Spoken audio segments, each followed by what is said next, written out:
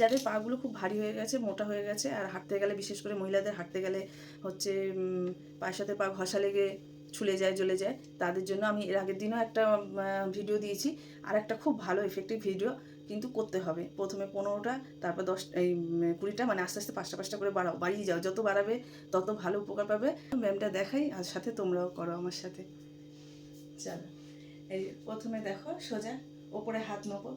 আমি যখন বসবো হাত জয়েন্ট, মানে পায়ের পাশে হাত নেবো, আর ওঠার সময় পা পিছনে নেবো। ভালো করে দেখবে।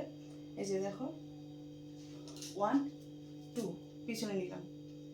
আবার যখন আমি বসবো পাটাকে জয়েন্ট করে সামনে নিয়ে আসবো, আর এটা ডান পা নিচ্ছি, পরের বারে বা পা নেবো। ঠিক আছে, 1 2 হলো, 1 2 1 2 1 2 1 2 1 2 1 2 1 2 1 2 1 2 হয়েছে।